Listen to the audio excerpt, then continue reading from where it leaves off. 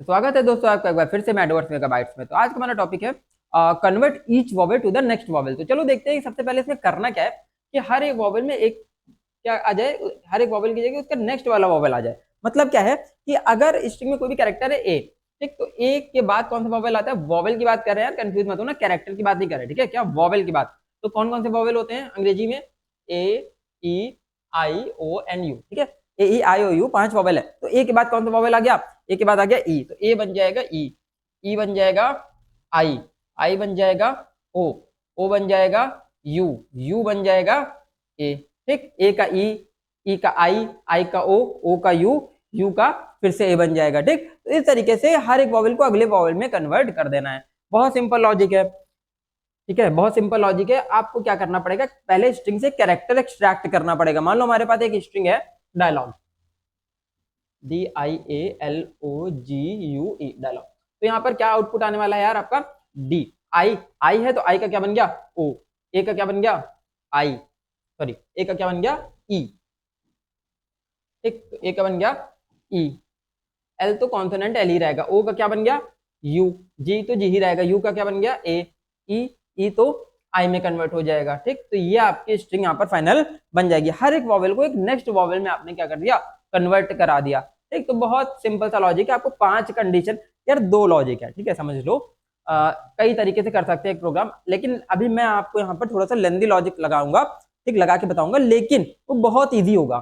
थोड़ा लंबा जरूर पड़ेगा, 5 कंडीशन लगानी पड़ेंगी 5 वॉवेल के लिए, लेकिन वो बहुत ज्यादा इजी होगा, आपको दिमाग नहीं लगाना है कहीं भी, ठीक है। तो क्या कंडीशन लगा लेंगे, चेक करा लेंगे कि अगर जो कैरेक्टर है वो किसके बराबर है, ए के बराबर है, तो कैरेक्टर में क्या आ जाए, ई आ जाए, ठीक। तो कैरेक्टर में क्या स्टोर हो जाएगा, ई स्टोर हो जाएगा। बहुत सिंपल लॉजिक है यार। अगर सी एच की वैल्यू ए के बराबर है तो सी एच में ई आ जाए, ठीक। अगर दूसरी condition else if c h में अगर ई है तो सी एच में क्या आ जाएगा, आई आ जाएगा।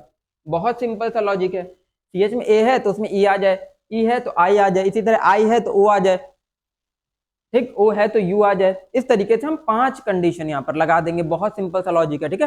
तो करना क्या है, फिर से वही सेम काम करना है, स्ट्रिंग इनपुट करानी है, अपर केस में कन्वर्ट करनी है, लेंथ निकालनी है, लूप चलाना है, और लूप के बाद एक एक कैरेक्टर एक्सट्रैक्ट कर लेना है।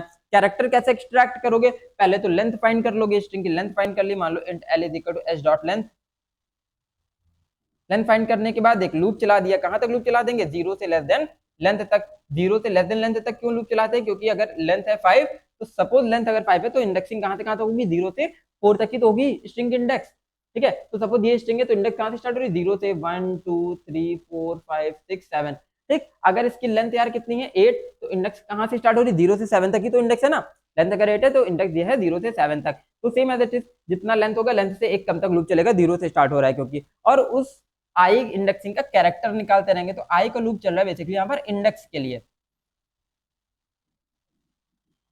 ठीक। तो कैरेक्टर कैसे एक्सट्रैक्ट करते हैं भैया, कैरेक्टर एक्सट्रैक्ट करते हैं कैर सी एच डॉट कैरेट आई से। स्ट्रिंग अगर एस है, यहाँ पर कौन सी स्ट्रिंग इनपुट करा ली, अगर एस, तो स्ट्रिंग स्टोर एस में, तो एस डॉट कैरेट आई, मतलब एस स्ट्रिंग में आई इंडेक्स पे कौन सा कैरेक्टर है, तो आई की पहली वैल्यू 0 है, 0 इंडेक्सिंग पे कौन सा कैरेक्टर है, जो भी कैरेक्टर है यहाँ पर डी है, तो डी निकाल के कहाँ स्टोर कर दिया, सी एच में। फिर आई की वैल्यू 1 होगी, 1 इंडेक्सिंग पे जो कैरेक्टर होगा, 1 पे कौन सा कैरेक्टर है आई, तो आई निकाल के यहाँ पर क्या स्टोर कर देगा, सी एच में स्टोर कर देगा, ठीक। तो इस तरीके से हर एक कैरेक्टर को निकाल के सी एच में स्टोर करता रहेगा, और सी एच को हम अकॉर्डिंगली चेक करा लेंगे कौन सी कंडीशन, ये 5 कंडीशन लगा के, ठीक है। तो ये यहाँ पर हमें बेसिकली करना है, हर एक वॉवेल को नेक्स्ट वॉवेल में कन्वर्ट कर देना है। अब इसको हम लोग देखते हैं प्रोग्रामिंग के थ्रू, ठीक है।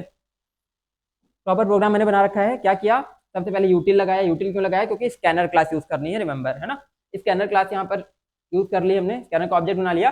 स्कैनर के थ्रू हमने एक नंबर, सॉरी एक स्ट्रिंग यूजर से इनपुट करा लेते हैं। स्ट्रिंग क्या इनपुट करा ली, एस, ठीक है, s c dot next line से स्ट्रिंग इनपुट हो गई। देन क्या करेंगे, स्ट्रिंग को अपर केस में कन्वर्ट कर देंगे। क्या कर दिया, अपर केस में कन्वर्ट कर दिया। अपर केस में कन्वर्ट करने के बाद स्ट्रिंग की लेंथ निकाल ली। लेंथ निकालने के बाद एक खाली स्ट्रिंग इनिशियलाइज कर ली, जिसमें हमारी रिजल्टेंट स्ट्रिंग स्टोर होगी, मतलब जिसमें हमारा आंसर स्टोर होगा, उसको हमने ब्लैंक से इनिशियलाइज कर दिया, नल से। इसको हम क्या बोलते हैं, नल भी बोलते हैं, मतलब स्ट्रिंग के अंदर कुछ नहीं स्टोर है, ठीक है, नल है, खाली कर दी स्ट्रिंग बेसिकली, है ना। फिर हमने क्या किया, लूप चलाया। अब हम एग्जीक्यूशन समझ लेते हैं। तो स्ट्रिंग है सपोज डायलॉग,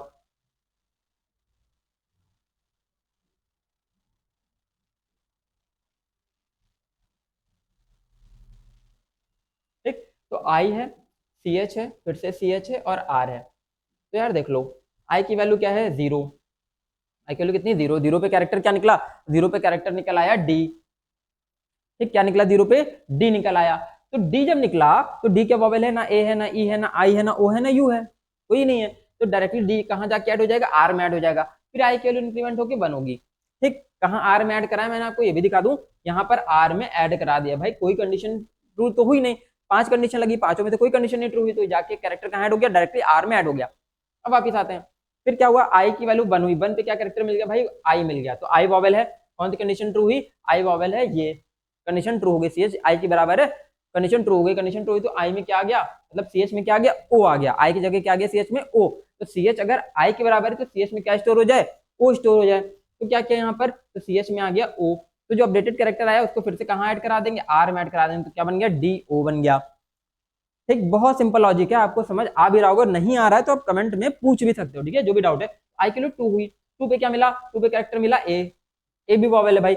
ए में क्या, ए की जगह क्या आ जाएगा, ई आ जाएगा। तो ए की जगह ई आ गया, क्या बन गया, स्ट्रिंग DOE।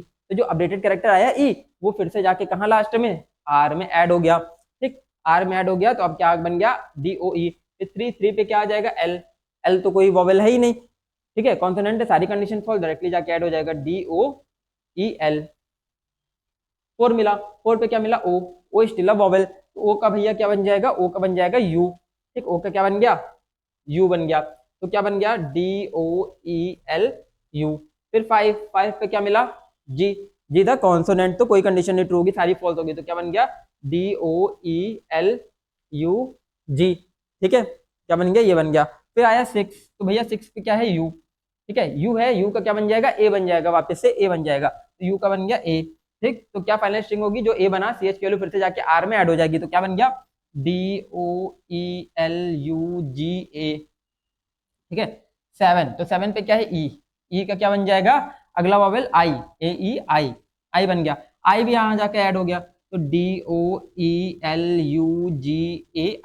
ये फाइनल स्ट्रिंग बन गई। और इसको हम जाके प्रिंट करा देंगे, किसको, आर को। आर में फाइनल स्ट्रिंग यहाँ पर स्टोर है, तो आर को प्रिंट करा देंगे। तो एट द एंड आर में क्या प्रिंट हो जाएगा, जो फाइनल स्ट्रिंग बन के आई है वो यहाँ पर प्रिंट हो जाएगी। तो इस तरीके से हमने क्या कर लिया कि in convert each vowel to the next vowel, हर वॉवेल को अगले वॉवेल में कन्वर्ट कर देंगे। एक इसके अलावा भी लॉजिक है, ठीक है, जिससे आपका क्या होगा, 5 की जगह एक ही कंडीशन लगानी पड़ेगी, लेकिन थोड़ा सा डिफिकल्ट है, थोड़ा सा लॉजिकल है, तो आपको समझने में प्रॉब्लम हो सकती है, इसलिए अभी उसको यहाँ पर हम डिस्कस नहीं करेंगे। ठीक है, तो समाप्त करते हैं यहीं पर। तो बने रहिए हमारे साथ अगले लेक्चर के लिए, तब तक के लिए स्टे ट्यून्ड गाइस।